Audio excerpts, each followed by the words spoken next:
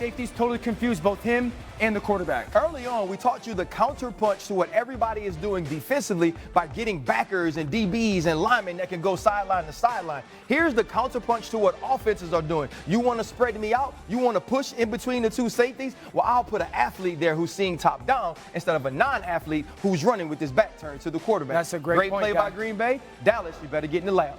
Oh, let's continue on with the Cowboys, guys. All this talk about where Odell Beckham Jr. is going to go. The Cowboys right in the thick of that. Not that they don't want another receiver, but, man, CeeDee Lamb's been great. Cowboys owner Jerry Jones made his weekly radio appearance, asked about Lamb's performance, and said this about an addition.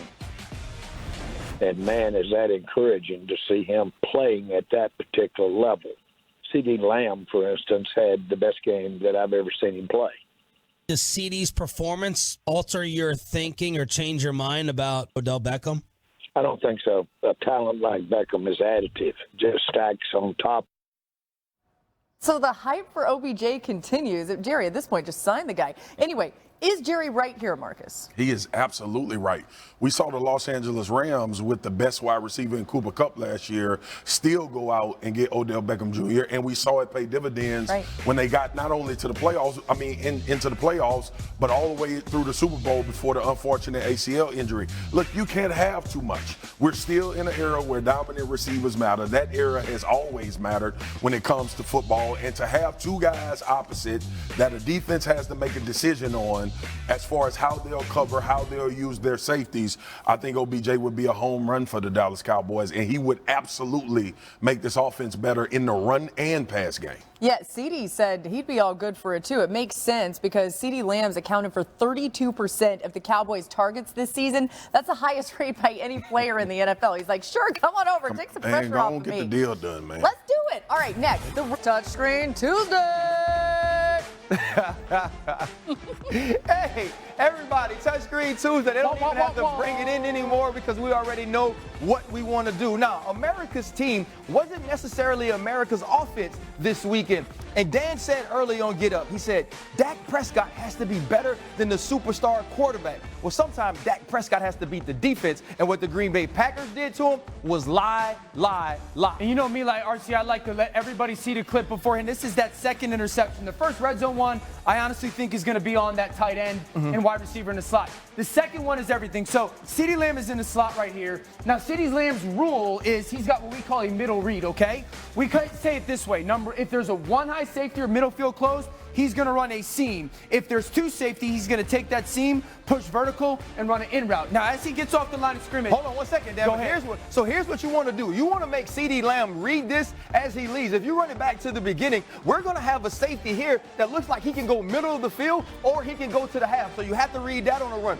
This could be a combo coverage right now with those two safeties where it's forward. He can make sure that they're comboing these two guys. And now Jair Alexander is out of the play because we're expecting press or man-to-man on the outside. So a lot of muddy coverage. Now, traditionally, RC, when you come off the line of scrimmage, you tell these guys, find those safeties. Yep. What's happening is this safety's going back and this safety's going back. So initially, you're like, CeeDee, see cover two. See that middle field open. That's going to be running that in route. But everything happens off this guy forward. Now, if we want to call this traditional Tampa 2, the reality is that he would start down here and then get back to the middle of the field. What happens is he starts high and kind of hangs high. And as you see CeeDee Lamb get vertical. What this is, though, this is what Tyrann Mathieu and the Kansas City Chiefs begin to do under Steve Spagnuolo. You want the athletic guy who's now working top level down instead of having a backer who is running with his back turned to the quarterback, because we see so often the ball float over his head and be able to split the safeties. And reality is this.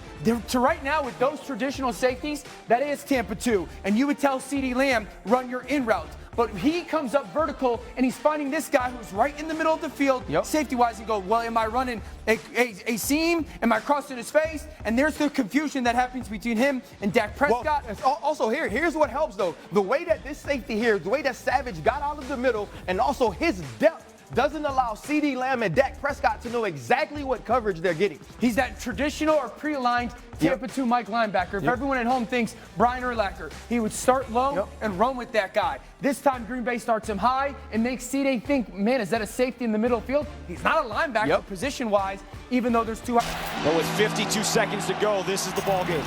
It's 4th and 7 for Derek Carr. Colts bring a blitz. Off his back foot. Lobs for the end zone for Adams. Not knocked away, no flag. You know, I'm sorry. The sticks, as usual. You gotta have everybody on the same wavelength. I wish everybody in that room felt the same way about this place. And as a leader, that pisses me off. Sunday's supposed to be fun, and that's the least fun day of the week right now. Well, that was the latest in a series of close losses for the Raiders this season. The Raiders have played 6 games that were decided by 1 score this year. They've lost all of them, and Las Vegas is the only team that is winless in that scenario. This is a significant decline from last season when the Raiders were 7-2 in 1-score games, tied for the second best record in the NFL.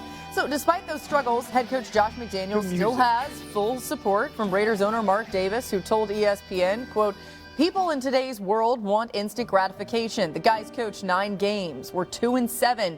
Not the results we're looking for, but at the same time, we've lost 6 one-score games with the ball and a chance to win at the end. Yes, the music sets the tone." He went on to say, Rome wasn't built in a day. All right, a lot to unpack here. Marcus, where does the blame lie in your mind? This is not a funny conversation, but you're fake. Yo, like, first of all, okay, I get it. It means a lot to guys, all right? And I'm supposed to be going a completely different way. Man, Derek Carr, go back to the locker room, bro. Like, people lose in this league, and we all have been through it. Dan didn't win a game his whole career in the NFL. Whoa. In the NFL. Sorry, Dan. But here's, on a serious note, though. Just because of like, last year, you guys know, I called Derek Carr Johnny Cash, and I talked about his leadership. Yeah. And talked about the thing. I like the guy. I really do. Right.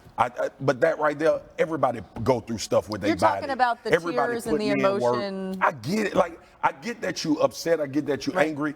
But this league is about doing something about it. All right, that's really what it boils down to. How many times have we heard, "What have you done for me lately?" That's the NFL. We've seen guys have success, fall off the next year, and be forgotten about. So what's gone wrong? So I looked at the last 4 plays of this game, okay? And I point a lot of this to Josh McDaniels. I look at the last 4 plays of this game. Now, y'all tell me, this is a screen to Josh Jacobs. They ran it on second This down. is a run to Josh Jacobs. This is a pass across the middle to Foster Moreau. And then the last play of the game, when you need to score, you throw to Devontae Adams. What are you paying him $100 million for? That's bad. Why would you go get him, of all people, with the game on the line, and you throw 1 pass to him in the last 4 plays of regulation? Are you kidding me? So Gilmore stands over Devontae Adams after the game over, and we all got respect for Stephon Gilmore. I want to see him do it 4 times, or at least 2, right? So we have these conversations about the Raiders. We talk about their talent. We know what the injuries are. That's not telling me you trying to win. Well, I'm going to say this. At some point, we also have to point the finger at Josh McDaniels. I understand it was Derek Carr's post-game interview, and that kind of has sparked this conversation. But we're talking about a team who loses a coach to one of the biggest scandals in NFL history. We're talking about a team who had to deal with the Henry Ruggs situation, which was an extreme tragedy. And that team makes the playoffs with a special teams coach that has never led a team.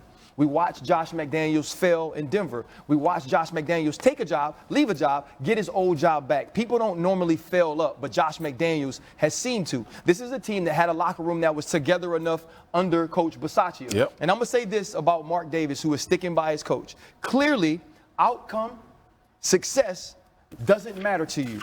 But I'm going to tell you like this. Do not stick by Josh McDaniels as he continues to mess it up the way you have stuck by your barber. When you think about this team, think about where they were last year when it ended, and where you are now in 1-score games this season. That's about coaching. That's about preparation. That is about execution. This team seemed to be able to do it last year. Why can't they now? You guys. The barber comment. You guys get some good jokes in there. So, like, when I watched the press conference, I went and rewatched the game again this morning because I expected to see a lack of effort. The way that Derek is, like, intimating that guys aren't maybe playing as hard as they can or giving everything. That's not what shows up on tape. I don't think there is an effort issue. There's a productivity issue. The reality is this: their defense isn't good. Their offensive line can't protect. They don't move Devontae around enough. Derek's not playing on time that well. So there's a lot of on-the-field issues. but there has to be some type of disconnect between the head coach and the players right now. There's healthy scratches. There's guys like Darren Waller that are on IR basically the whole season. Hunter Renfrow is sitting on. These guys were healthy at some point, and now they're not playing. The other part is this, though. Like, it's about how you approach these people.